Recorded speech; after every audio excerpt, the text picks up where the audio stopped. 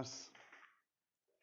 Gracias por darme la oportunidad de dar este curso. La verdad que, digamos, en estos momentos que estamos viviendo de confinamiento, todo lo que se pueda aportar es poco, ¿vale? Al final me han pedido que hable de modelos de periodización en ciclismo. Es digamos, una temática bastante compleja y muy amplia, ¿vale? Al final tenemos 45 minutos, seguro que la variedad de los que los estéis escuchando es muy diversa, seguro que hay gente, entrenadores cualificados y luego también habrá usuarios de ciclismo que no tienen, digamos, tanta idea de cómo se está trabajando, ¿vale? Quiero hacer un resumen un poco de lo que se está haciendo actualmente y espero que cada uno saque una idea de lo que voy a estar contando. Al final, para el que no me conozca, me voy a presentar. Actualmente soy el director de rendimiento del Caja Rural Seguros RGA, el equipo profesional de ciclismo. He estado los últimos 5 años en Euskadi y Murias y este es mi primer año en Caja Rural. Soy licenciado en Ciencias de la Actividad Física y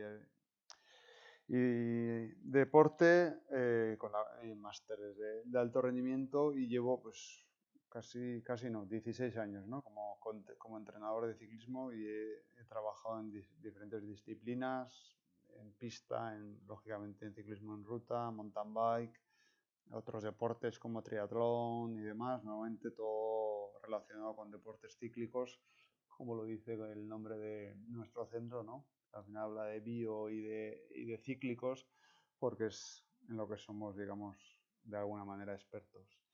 Eh, a la hora de hablar de la planificación y periodización de ciclismo, vamos a abordar el tema desde estos aspectos, ¿vale? Al principio hablaremos de las bases generales, unas pinceladas de las bases generales y la planificación. Luego hablaremos del control y de la carga y descarga, los diferentes modelos de planificación. Y luego ya entraremos un poquito al final ya en una planificación más concreta para el ciclismo, ¿vale? Voy a ir un poco rápido porque la temática es extensa y el tiempo no es muy amplio, pero lo que quiero es que tengáis una visión general de lo que se está haciendo y lo que se puede hacer. Y seguramente que esto con el tiempo va a seguir evolucionando, ¿vale? Al final, ¿qué es una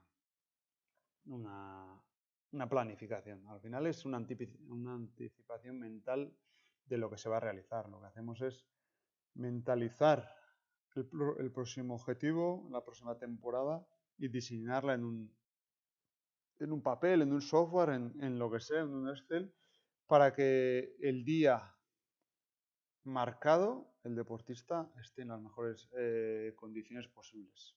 Simplemente es eso, la planificación. Para mí hay un montón de definiciones. Una de las más importantes, digamos, lo que pongo en negro, ¿no? Es una anticipación mental científicamente apoyado y sobre todo es la minimización de la impredecibilidad del rendimiento, lo que os decía ahora mismo. Lo importante es llegar al máximo rendimiento en el momento que yo quiero. Si yo quiero el 10 de julio estar al máximo rendimiento, una buena planificación me va a llegar el 10 de julio a estar al máximo rendimiento, ¿vale? Eso es una planificación, eso se trata y se estudia y ahí es donde, digamos, es un entrenador es bueno o es uno del montón cuando no conseguimos que los deportistas estén bien cuando tienen que estar, ¿vale? Entonces, planificar es prever lo que va a pasar. Hay mucha ciencia, sí, pero normalmente la ciencia en la planificación y periodización normalmente está explicando lo que ya los entrenadores están viendo después de muchos años de experiencia, ¿vale? Digamos que en este caso la ciencia explica lo que los entrenadores ya saben. Entonces, digamos que hay un mix de ciencia y experiencia en esto de la planificación y demás. Cuando hablamos de planificación, hay un montón de principios de entrenamiento que tenemos que tener en cuenta. Yo no voy a abordar todos porque no nos daría tiempo. Os voy a matizar los más importantes para mí, los tres más importantes. El primero es el principio de sobrecarga. ¿Esto qué quiere decir? Que para estimular al cuerpo hay la carga tiene que ser de una magnitud para llegar a un umbral para que haga un estímulo. Esto es, si yo, por ejemplo, a un ciclista profesional imaginaos, del Caja Rural, le mando a entrenar durante una semana, 1 hora cada día, ¿creéis que va a tener algún efecto? Pues seguramente no, al revés, empezará a desentrenarse, porque su umbral de entrenamiento está bastante alto. Pero imaginaos a un sedentario, alguien sedentario que no ha andado en bici, le mando a andar 1 hora suave todos los días durante una semana. ¿Tendrá efecto de desentrenamiento? Pues lógicamente sí. Entonces, lo que debe saber siempre un entrenador es dónde está el umbral, dónde está la zona óptima de cada deportista. ¿Dónde está la carga que yo voy a utilizar? Entonces, ¿y esto cómo lo sabemos? ¿Hay ciencia? Sí, hay ciencia, pero la ciencia, como os digo antes, más bien viene del ensayo-error y después para explicar lo que los entrenadores han ido viendo. ¿Y qué han ido viendo? Que al final, aquí, como lo veis, lo que tenemos es, digamos, de resistencia 1 hasta resistencia 6, zona 1, zona 6, lo más suave, digamos, a lo más intenso, y fuerzas más suaves, entre comillas, y fuerzas máximas, ¿vale? De carácter de 10 a 5 y aquí estaríamos hablando de 12 a 20. Entonces, como veis, por ejemplo, para desarrollar estas zonas, las sesiones por microciclo tienen que ser cada semana de 3 a 5 sesiones. En cambio, para desarrollar la fuerza máxima, en este caso, con 2 sesiones a la semana nos valdría. Entonces, cada estímulo, cada zona tiene un umbral de trabajo, ¿vale? Y eso lo tienen que saber todos los entrenadores. Hay otro principio que para mí es muy importante, que es el principio de reversibilidad. Aquí hago un inciso. Yo no sé cuándo vais a ver este vídeo, esta charla, pero ahora mismo estamos en la mitad del confinamiento famoso por coronavirus. Hoy lo estoy grabando casi a la segunda semana, ¿no? de confinamiento. El gran problema que tenemos ahora mismo los entrenadores con nuestros deportistas que solo pueden hacer rodillo y sesiones de fuerza en casa, digamos sin materiales, o sea, sin prensas, sin poder hacer volúmenes grandes, estoy hablando de deportistas profesionales, es que su condición, a pesar de que están entrenando, pero no pueden llegar a una zona óptima de entrenamiento, lo que os he dicho antes, está bajando. Entonces, debemos de saber cada vía metabólica, cada estímulo de entrenamiento, cuánto me dura después de entrenar. Después de mejorar algo, cuánto me dura. ¿Qué efecto residual tiene ese entrenamiento? Entonces, también os dejo otra propuesta de García Pallarés, gran amigo y sobre todo muy gran científico del entrenamiento. Nos hace una propuesta, ¿no? Entonces, todo lo que sea resistencia aeróbica, pues podría durar más o menos un mes su efecto residual. Pero en cambio, la velocidad máxima, me voy al otro extremo, en 5 días estamos perdiéndola. Entonces, como veis, el entrenador tiene que saber qué y cuándo entreno y cuánto dura eso si no lo entreno. Entonces, esto es clave. En este sentido, para un entrenador siempre es clave. Y por último, tendríamos la famosa teoría de la supercompensación, de por qué mejoramos con el entrenamiento. Entonces, está claro que el cuerpo carga ante un entrenamiento, se cansa, pero luego tiene un efecto rebote y mejora sobre el estado inicial. Digamos que el cuerpo sufre un estrés y su reacción es adaptarse para que ese estrés que ha percibido sea menor la próxima vez, ¿vale? Entonces lo que hacemos los entrenadores es trampear y cada vez darle más estrés para que esto cada vez vaya mejor. No os quiero volver locos, pero hoy en día este gráfico tan simple que veíamos aquí, a mí me lo explicaron así en su día, hace 20 años, pero hoy en día el trabajo del entrenador junto al nutricionista y los médicos está aquí, ¿no? En cuál es el estímulo mejor que podemos dar para que la recuperación sea mayor y la supercompensación sea mayor Esto es un ejemplo de biogénesis mitocondrial, ¿no? De la mejora de la mitocondria en la oxidación, en la mejora aeróbica, resumiendo, ¿vale? Entonces, cruzando estrategias de nutrición, bajo de carbohidratos, de ayunos, de proteínas y demás, cómo podemos mejorar los estímulos para que las supercompensaciones sean más altas. Entonces, esto sí que es otro mundo, es fisiología que ya en alto rendimiento la tenemos que saber y utilizar porque el kit de todo repara ahí, ¿no? Recae aquí, ¿no? En cuánto estímulo y que la recuperación sea lo más rápida posible. Pero volviendo a lo básico, al final lo que quiere un entrenador es carga, supercompensación, vuelvo a cargar y llegar de un nivel inicial a un nivel final mejorando. Este gráfico me gusta porque al final siempre explico a los deportistas que el proceso de entrenamiento siempre va a ser ondulatorio. Nunca vamos a tener un ascenso lineal, nunca nos vamos a sentir linealmente mejores. Entonces, vamos a tener momentos malos, momentos buenos, momentos que estoy fatigado, momentos... Y esto es así en el entrenamiento y esto lo deben saber los entrenadores.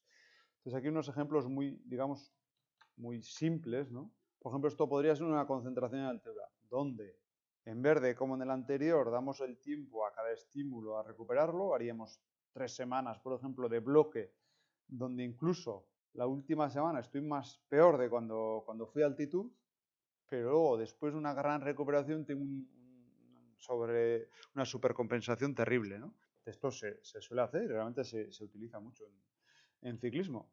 Pero tenemos que tener cuidado porque puede ser que el estímulo que haya hecho sea pequeño, meta una carga antes de tiempo y mi nivel final no sea tan bueno como esperaba.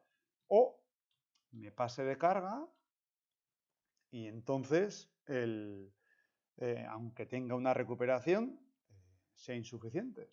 Esto he tenido casos así, donde he cogido deportistas que han necesitado entre 2 y 3 meses sin entrenar para volver de aquí hasta aquí. No te estoy hablando de mejorar, o sea, de llegar a niveles iniciales. O sea que al final tenemos que jugar, y nunca mejor dicho, ¿no? Tenemos que jugar con la carga y el descanso. Y ahí reside un buen entrenador. ¿Cuánta carga meto? ¿Cuánto descanso pongo? ¿Vale? Ahí está la clave de ser un buen entrenador. ¿Y cómo cuantifico yo la carga? ¿Cómo sé cuánto estoy cargando? Pues esto yo creo que ya la mayoría lo sabéis, pero os pongo un ejemplo. Normalmente, ya lo sabéis, clásicamente, volumen por intensidad. Volumen bien sea en tiempo o en distancia, normalmente se hace en tiempo. Y la intensidad la podemos medir en frecuencia cardíaca, en percepción del esfuerzo, consumo de oxígeno, potencia, factores por zona. Entonces la resultante va a ser los trims, bueno, un montón de cosas que ahora vamos a ir viendo. ¿Vale? Entonces, pero es clave para un entrenador controlar el equilibrio entre carga y descarga. Si no tenemos un control sobre ello, no sabemos qué estamos mandando a hacer y no sabemos qué respuesta tienen. Y entonces no vamos a llegar al día D, a la hora H, en las mejores condiciones. Pues si llegamos va a ser casualidad, ¿vale? Entonces, tener en cuenta que las exigencias biológicas y psicológicas pueden inducir a un desequilibrio en esa carga-descarga. Esto es, un cadete de 14, 15 años, 15, 16 años que está creciendo, va a tener unas necesidades biológicas que no va a tener un chico de 24 años, y tengo que saber que va a haber unas kilocalorías que necesita mismamente para crecer, y esto lo tiene que saber cualquier entrenador, o tengo que saber que si alguien está reñido con su pareja, su estrés y su cortisol y demás van a estar disparados, entonces su mejora no se va a dar. No se va a dar y luego veremos un estudio. Y a veces nos empeñamos, estoy haciendo mal las cosas y a lo mejor son problemas de estudios y demás, que tenemos que tener mucho... Tenemos que tener un entrenador, tiene que tener un montón de cuestiones en cuenta siempre. Es difícil cuantificar todo y controlar todo, pero dentro de una lógica, digamos que no nos podemos ceñir solo al papel, ¿vale? Vamos a ir viéndolo. Entonces, como os decía, hay formas muy básicas de cuantificar la carga, como puede ser la escala de Borg, de 0 a 10 o a 0 a 20, que nos pueden valorar el entrenamiento de, pues un 2, muy fácil, un 7, muy duro, un 10. Entonces vamos viendo cómo van. Lo clásico que se hacía antes, ¿no? El volumen por minutos, que luego nos dimos cuenta que realmente tenía un error muy importante porque no tenía en cuenta la curva exponencial, la famosa curva exponencial hoy en día, que también es del esfuerzo, ¿no? De la intensidad del esfuerzo. Entonces, por ejemplo, 20 minutos a 180 pulsaciones o 25, 26 minutos a 140 darían el mismo resultado. Y todos que hemos hecho deporte sabemos que 20 minutos a 180 o 26 a 140 no tienen nada que ver. Entonces, por eso se desarrollaron después diferentes fórmulas como los TRIMS, que incluían diferentes ecuaciones para, digamos, más acorde a la expresión del metabolismo exponencial, ¿no? Factores que nos daban valores más reales a la realidad, ¿vale? Lo mismo en función, en vez de frecuencia cardíaca, con porcentaje del consumo máximo de oxígeno, ¿vale? Y lo mismo con los TSS. Creo que hoy en día ya, hace 4 o 5 años a lo mejor a alguno les empezaba a sonar, pero hoy en día yo creo que casi todos nos suena, por lo menos, hemos escuchado algunos de los TSS, ¿vale? Los Training Stress Score se está utilizando ahora muchísimo en el entrenamiento. Hoy en día la mayoría de entrenadores es lo que usamos, ¿vale? Es una forma de cuantificar la carga bastante buena, no es la panacea porque tiene sus fallos también. No, digamos, no sus fallos, porque es que todo no puede englobar todo, ¿vale? Pero sí es una forma de cuantificar bastante, digamos, cercana a la realidad de la intensidad, ¿vale? Entonces el Training Stress Score, al final lo que nos está, es lo mismo, es una multiplicación de volumen por una intensidad. En este caso la intensidad nos viene dado por el IF, y el IF es la intensidad relativa a mi umbral, ¿vale? Si hablamos de potencia, estaríamos hablando del FTP, entonces estaríamos hablando del, pues si he hecho al 80%, pues el IF sería el 0,8, ¿vale? Entonces, para que os hagáis una idea, una hora al 100% de mi umbral sería, sería 100 TSS. 2 horas al umbral, que es imposible fisiológicamente, pero imaginariamente, si lo pensaríamos, serían 200 TSS, ¿vale? Entonces, esto es una captura de Training Peaks.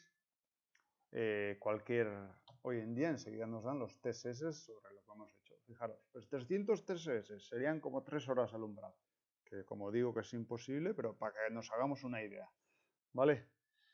Entonces, el estudio de los TSS nos ha traído un marco bastante amplio a los entrenadores, que hacemos volver loco a nuestra propia mente y a los deportistas. Pero bueno, es algo bastante fácil de entender si se entiende lo principal, ¿no?, de los TSS. Al final no es más que una cuantificación de la carga que se puede hacer mediante la potencia o frecuencia cardíaca, pero mejor, más preciso, por potencia, ¿vale? Pero nos va a dar gráficos como estos, que al principio asustan, pero luego se pueden entender. Entonces, en este gráfico vamos a tener esta gráfica, los puntos azules serán los TSS por día, ¿vale? ¿Lo veis? Los TSS por día que van a ir en función al IF. Entonces, luego vamos a tener una franja rosa que nos va a hablar del ATL, Acute Training Load. No es más que la suma de los... Bueno, no es la suma, es una ecuación ponderada de los TSS de los últimos 7 días, digamos los TSS de la última semana. Nos va a hacer ver qué tipo de semana de carga hemos tenido, ¿vale? Y el CTL, que en este caso sería la línea azul esta que veis aquí, sería lo mismo, pero en vez de los últimos 7 días, sería de los últimos 42 días. Entonces, lo que estamos normalmente los entrenadores haciendo es comparar la última semana con lo que yo he hecho el último mes, los últimos 42 días. ¿vale? Entonces estoy viendo qué cargas está soportando en el último mes y qué estoy haciéndole hacer yo la última semana. La resta del último mes sobre la última semana se llama el balance, ¿vale? Training Stress Balance, TSB. Entonces, ¿cuál es lo mejor? Se habla de 0 para llegar a una competición, pero bueno, esto es algo muy individual, tampoco quiero entrar ahora mucho. Pero como veis, cuando sube el ATL, ¿veis? Baja el TSB, lógicamente. Yo sobre lo que estaba haciendo el último mes subo mucho la carga, entonces me fatigo. En cambio, cuando bajo sobre lo que estaba haciendo, sube el TSB. Entonces, lo ideal es sobrecargar, lo que hemos dicho antes, y luego recuperar para que subamos el TSB. ¿Vale? Aquí hay diferentes rangos. Esto os lo dejo aquí, lo miráis, cada uno, esto es muy individual, ¿vale? Pero bueno, ¿cuánto TSS por día sería suficiente? ¿Cuánto necesitaríamos para recuperar? Incluso si hacemos 300, entre 300 y 450 necesitaríamos 2 días para recuperar, más de 450 durante 3, 4, 5 días, ¿vale? Entonces, ir teniendo en cuenta. Y lo mismo pasaría con CTLs.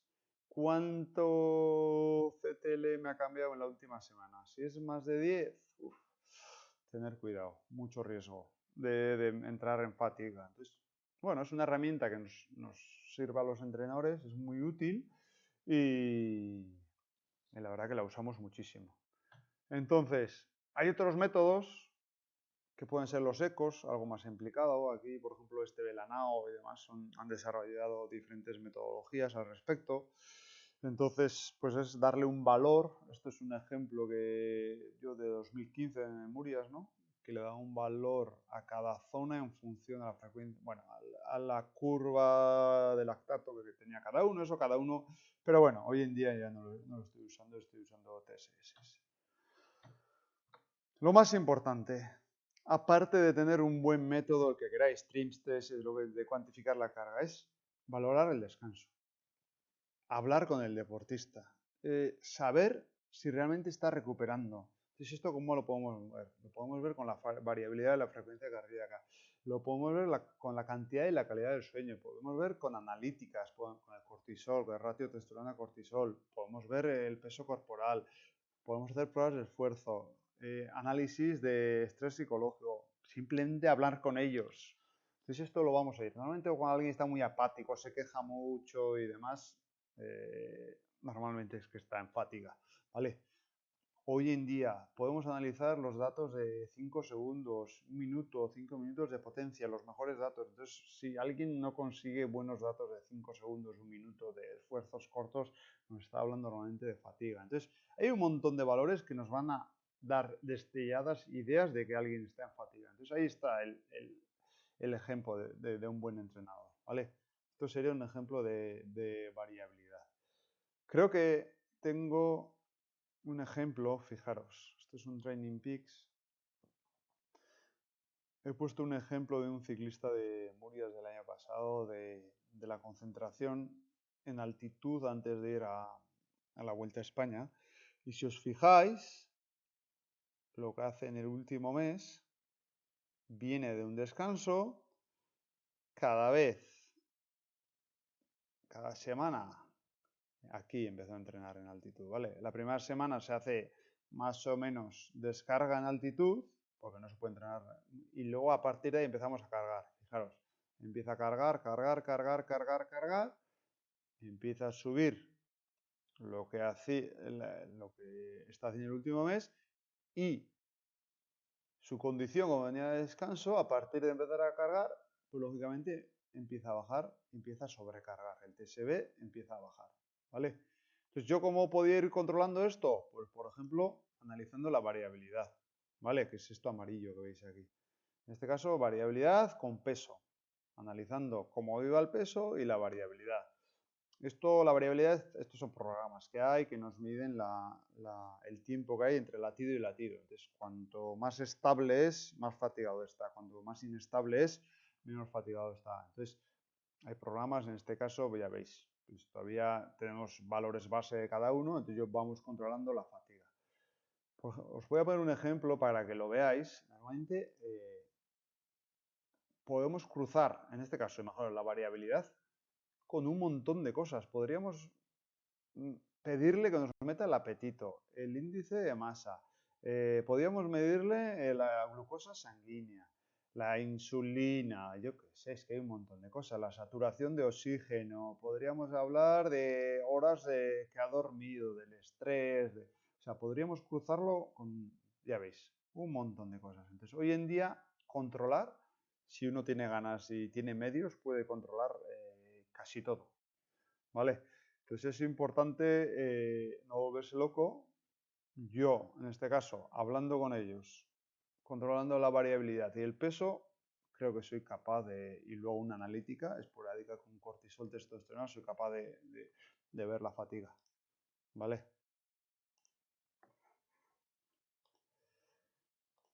Seguimos. Entonces, al final, el truco de todo esto, ¿dónde está? En conjugar las cargas y descargas, en saber cuándo puedo cargar, cómo y cuánto puedo cargar, y lo mismo en descarga. Entonces, para eso, en función a qué modelo de planificación utilicemos, pues habrá diferente metodología, diferentes herramientas y demás. ¿Vale? Entonces, sí tenemos que tener claro que hay diferentes, ahora lo vamos a ver, diferentes modelos de planificación, diferentes estrategias y demás. Pero todas, casi todas, tienen una cosa en común, que tienen 3 fases. 3 más 1, 4. Una primera, que se llama de 1000 formas, en función al modelo, pero principalmente en casi todas es lo mismo. Es una puesta en marcha que permite asimilar y tolerar las cargas de lo que va a venir después, ¿vale? Entonces, normalmente se trabajan a nivel básico todo. Una segunda, donde el trabajo va a ser mucho más específico a lo que concierne a nuestra competición, donde normalmente la carga es más alta y normalmente es algo, digamos, suele ser, al final todo es importante, pero el periodo específico suele ser, digamos, el que te da el kit, ¿no? Esa es mi experiencia, el que te da el kit que si al final va a ser exitoso o no esa temporada. Y luego tendríamos una fase final, que luego lo veremos, que puede ser R de competición R3, tapering, luego veremos el tapering, que es, digamos, la puesta a punto, el final, para llegar a la competición perfectamente. Y luego, pues ya unos momentos de transición entre temporadas. Entonces, antes de empezar a hablar de planificación, lo que os decía antes, imaginaos mi situación ahora. Mira, esto es de este año, del Caja Rural. Hicimos, entre todos los directores, un cuadro de los 21 ciclistas que teníamos, de cuándo queríamos a cada uno bien. ¿Vale? Este es febrero, esto es marzo, abril, mayo, junio, ya veis, no nos importaba que nadie estuviese muy bien. Julio empezamos a mejorar, finales de julio, perdón, julio, finales de julio, agosto y septiembre, porque esperamos estar en la Vuelta a España a tope otra vez. Bien, y ahora, con esto del coronavirus, todo este pico que había aquí, ¿dónde se va a hacer? Entonces, lo pongo como ejemplo, ¿no? A veces haces una planificación, piensas, buscas a cada uno un pico, pero luego la realidad, pues ahora en este caso nos ha tocado a todos esto, puede ser una lesión, pueden ser factores personales. Entonces la planificación normalmente siempre, yo no sé si he sido capaz alguna vez de todos los 15 años, alguno habré hecho, pero de cumplir una planificación a rajatabla. Normalmente siempre hay que volver a replanificar y demás. Y esto lo pongo como anécdota porque creo que es importante y bonito verlo, ¿no? Entonces, volviendo, ¿qué tipos de planificación hay? Tenemos la planificación, bueno, aquí tenéis, perdón, tenéis aquí todos los que hay actualmente, seguramente se irán desarrollando nuevos, ¿vale? Entonces, tenemos la tradicional, que normalmente es una planificación, digamos, de larga duración, ya veis, con con ciclos de 24 a 48 semanas, casi un año, y con fases de 6 a 8 semanas, ¿vale? Normalmente el desarrollo de los estímulos es normalmente complejo y simultáneo. Esto es, simultáneamente se trabajan diferentes manifestaciones en este caso, de resistencia, de fuerza, de lo que sea. Con planificación tradicional podemos obtener 3 picos, aunque lo normal suelen ser 2, 1 o 2. Entonces, en la planificación tradicional, normalmente el volumen al principio suele ser alto, suele ir bajando, y la intensidad al revés, suele ser baja al principio y se suele ir subiendo. Esto lo habréis hecho casi todos. Esto es la planificación que más se ha hecho hasta ahora, ¿vale? Y aquí tenéis un ejemplo de planificación tradicional.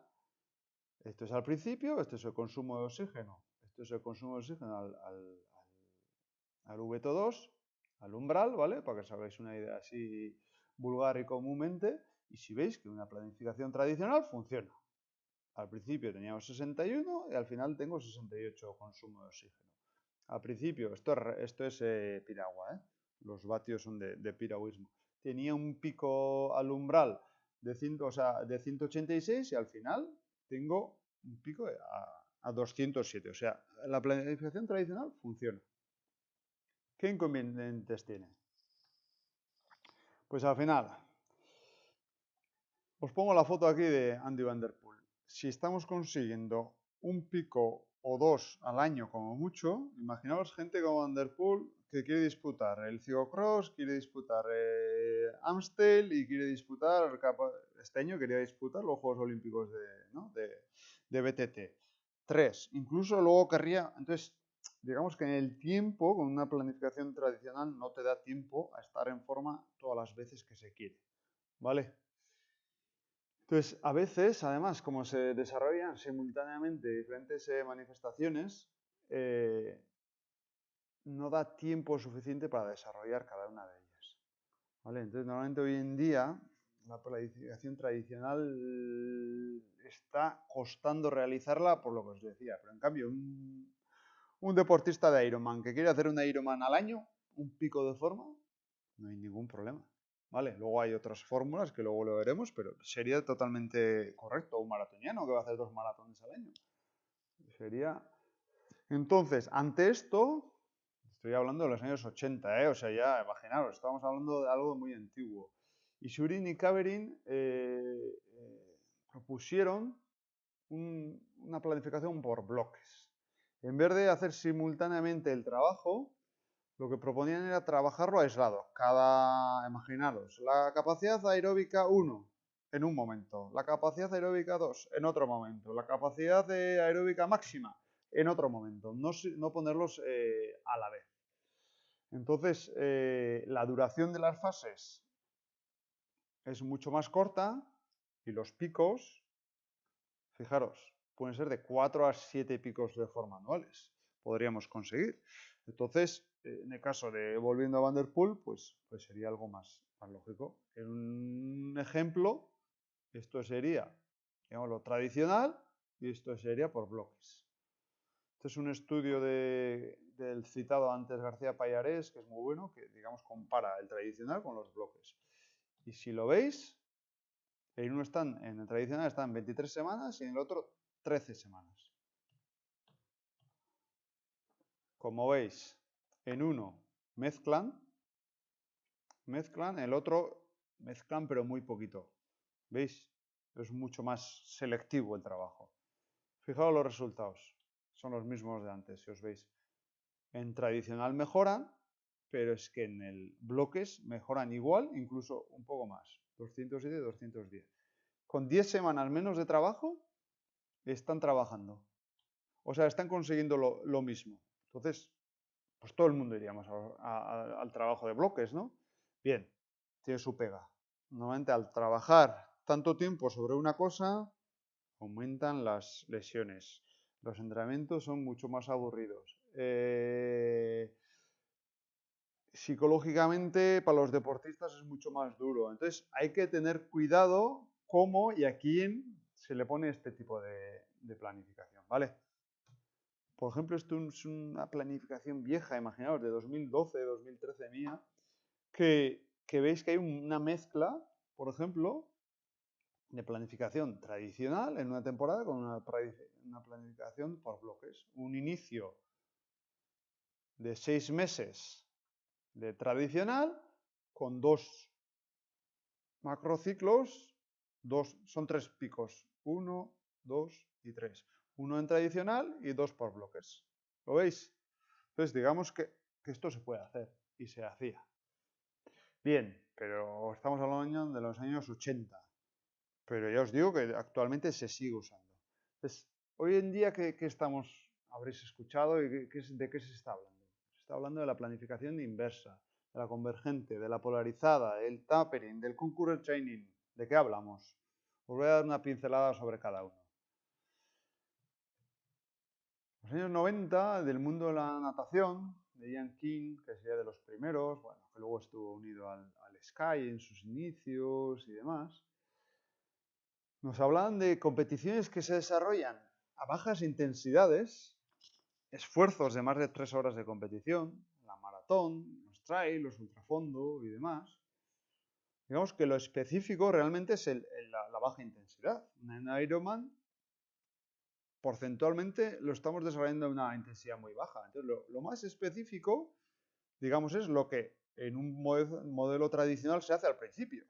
Entonces, digamos que esto, por eso se llama inversa, le da la vuelta y dices, si lo más específico para mi deporte es, digamos, la intensidad más baja, lo que tendré que hacer es empezar a una intensidad alta y poco a poco ir bajando la intensidad porque mi objetivo está aquí. Sería todo lo contrario a la planificación tradicional, donde el volumen empezamos fuerte y bajamos y aquí sería al revés. ¿Lo veis? Entonces, esto en deportes tipo Ironman, tipo Ultra Trails y demás, está funcionando y funciona muy bien. El pero que le veo. Que le veo no, siempre hay un pero en todo. Fijaros cómo empezamos. Empezamos con cargas muy altas desde el principio. Entonces, tiene que haber un proceso de adaptación.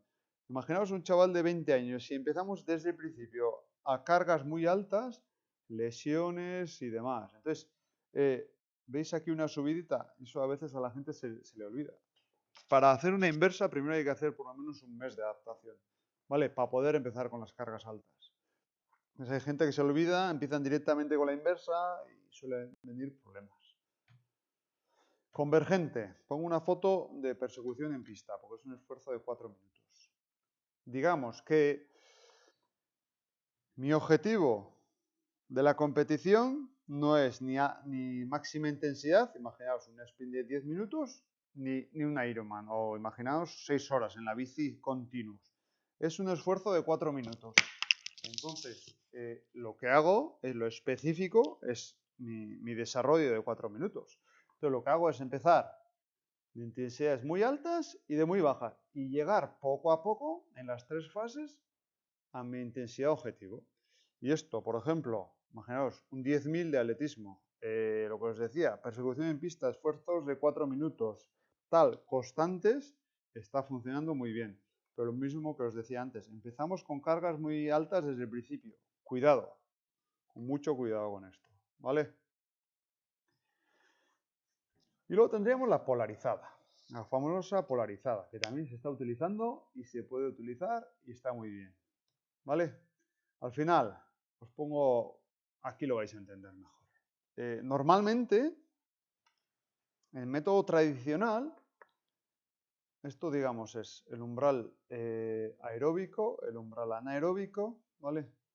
Las zonas debajo del umbral aeróbico, entre aeróbico y anaeróbico y el anaeróbico. Entonces, en la polarizada, o sea, en la normal, en la tradicional, pasamos más tiempo entre umbrales y poco por encima del umbral anaeróbico y poco por debajo. En cambio, el método polarizado nos indica que es mejor, todo lo contrario, pasar mucho más tiempo muy suave y muy intenso. Y en cambio, entre umbrales, poco tiempo. ¿Y por qué? Pues lógicamente lo justifican un montón de estudios, ¿vale? De gente ya os diré, sobre todo maratonianos, se está haciendo mucho maratonianos, ¿vale? Y por ejemplo, fijaros, gente que hace entre 2.06 y 2.10, estas son sus distribuciones de entrenamiento. Están bastante realizados, o sea, comparado con el tradicional. Esto es otro estudio, donde, fijaros, esto sería el polarizado, ya veis, 75, 5 y 20, y esto sería lo tradicional, una mezcla, 45, 35, 20. Fijaros, los que tienen una muy buena mejora en 10 kilómetros, en este caso serían los polarizados, son mucho mejores. Entonces, digamos que se vio que la gente, y ahí está el kit, ¿vale? Que la gente muy entrenada, porque llevan muchos años entrenando entre umbrales, entrenando en polarizado, mejoran. Pero hay dos estudios, mirad, de 18 y 17, que se hacen entrenamientos polarizados en categoría junior, estos en esquiadores y en nadadores, y se dan cuenta que en método tradicional mejoran más que en el método polarizado. ¿Y esto por qué es? Porque entre umbrales no están entrenados. Entonces, yo si no estoy entrenado entre umbrales, mejoro muchísimo si he entrenado entre umbrales. En cambio, un deportista de 30 años que lleva toda su vida haciendo un entrenamiento tradicional, que ha entrenado muchísimo entre umbrales, si le llevamos al polarizado, pues va a mejorar más. Entonces, por eso os digo que todo depende del individuo, siempre todo depende del punto de partida. Entonces ahí es donde tenemos que saber los entrenadores, saber qué método de planificación es el mejor. ¿Vale? Y para acabar con los métodos de entrenamiento, de planificación, hablaríamos de los submodelos, que realmente no son métodos de entrenamiento. ¿Vale? No son, perdón, métodos de planificación, son submodelos de planificación. El famoso taperino, puesta a punto. Digamos la R3, el ponerme en forma. Entonces, aquí Íñigo Mújica, que es uno de los, digamos, más entendidos y más estudiado del tapering, ¿vale? Tiene un metaanálisis muy bueno, donde nos demuestra que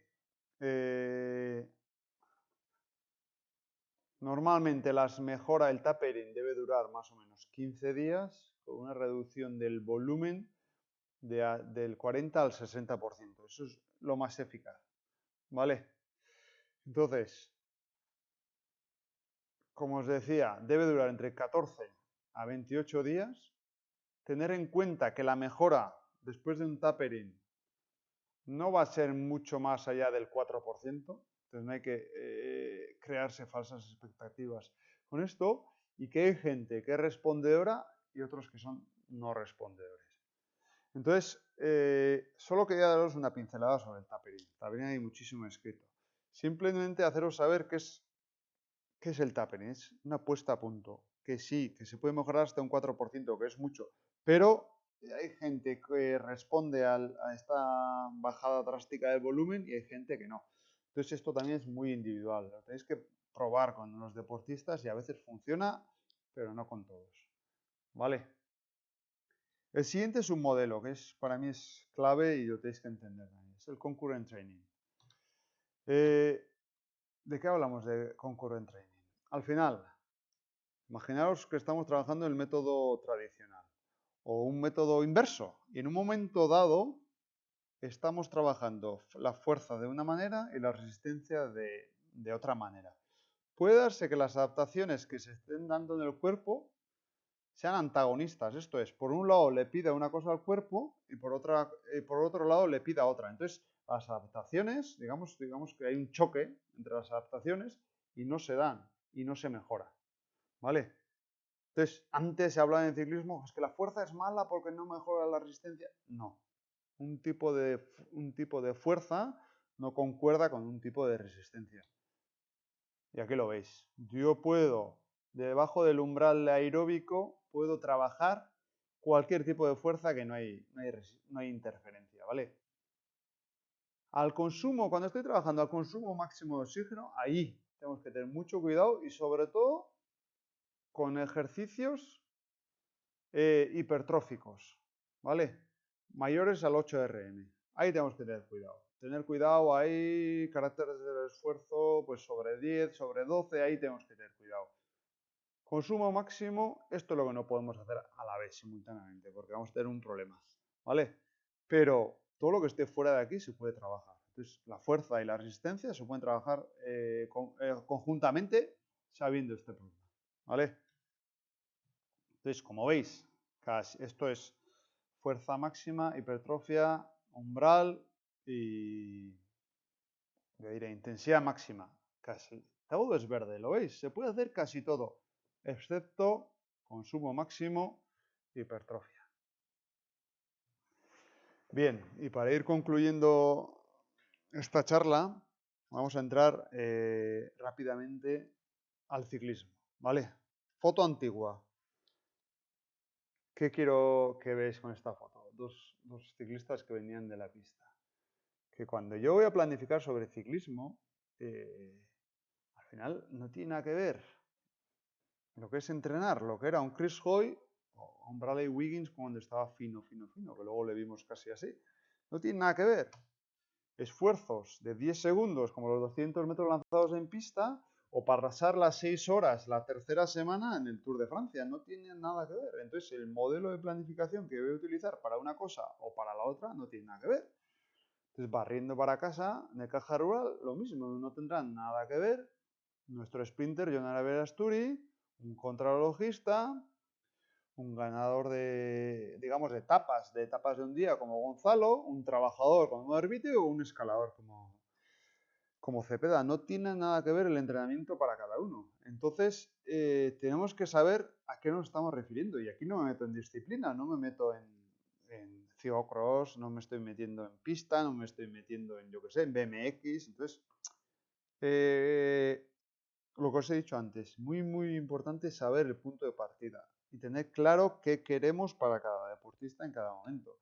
De la misma manera, no es lo mismo qué planificación vamos a utilizar con Alejandro Valverde, que seguramente su trabajo entre umbrales ya está súper trabajado, Marc Soler, ¿no? Que es ahora el momento que tienes que explotar, o los ciclistas sub-23 del Caja Rural, que todavía el trabajo entre umbrales no lo tienen muy desarrollado. Entonces, no tiene nada que ver trabajar el modelo que yo utilizaría con Alejandro Valverde con un ciclista sub-23 de Caja Rural. Esto lo tengo que saber como entrenador. Entonces, os hago unas propuestas que a mí me han funcionado, ¿vale? Entonces, hasta la categoría junior tengo claro que siempre utilizaría el modelo tradicional. Categoría sub-23, lo que habéis visto antes. Mezclando la tradicional bloques o convergentes según qué disciplina. Élite o profesional, aquí depende de qué corredor, uso bloques polarizado o convergente. Inversa únicamente en deportistas de ultrafondo, ¿vale? Lo que os he dicho antes. En ciclismo en pista, normalmente bloques más convergente. En especialidades variables, ATR más polarizada. Esto os pasaré las diapositivas y lo tenéis. Esto es, simplemente es una propuesta mía. O sea que en mountain bike, al final, en función a lo que queramos, los picos que queramos al año, entonces son muchísimas cosas que tendríamos que tener en cuenta. ¿Vale? Y como veis, no hay, digamos, una respuesta para todos. Cada cosa y cada especialidad y cada deportista y cada edad y cada etapa de formación tiene un modelo ideal. Bien. Y finalizamos con un poco de ciencia en ciclismo. ¿Qué hemos visto en este caso? Lo primero, cuando hablamos de, por ejemplo, cuando os he explicado el método polarizado, os hablaba de zonas de entrenamiento, ¿vale? 3 zonas de entrenamiento en este caso. Fijaos, este estudio es buenísimo en ciclistas, donde comparan las zonas de entrenamiento por percepción de esfuerzo, por frecuencia cardíaca o por potenciómetro. Fijaros, el mismo esfuerzo medido en percepción de esfuerzo, dime si estás en zona 1, 2 o 3. Por frecuencia cardíaca en zona 1, 2 o 3 o por potencia en zona 1, 2 o 3. Fijaros, por percepción en la zona 1 un 44%. Por frecuencia cardíaca un 86%. Por potencia un 80%. Vamos a ir a la zona 3. Por percepción un 25%. Por frecuencia cardíaca, un 4%. Por potencia, un 11%. ¿Os dais cuenta la variabilidad que hay en función a qué método utilicemos? Pues lo más importante es que siempre utilicemos el mismo. En este caso, a mi gusto, la potencia es la mejor, pero siempre utilizar el mismo, ¿vale? Lo que no podemos es cruzar datos de frecuencia cardíaca con potencia, quiero decir, datos de cuantificación, ¿eh? ¿Vale? Este es un ejemplo de cuantificación en zonas de una gran vuelta, ¿vale? Este es el Tour, por ejemplo. Fijaros cómo, en función a cómo estaban pasando, estos son etapas de 5 días, de 8 días y una vuelta, la primera semana, segunda y tercera, en frecuencia cardíaca, ¿vale?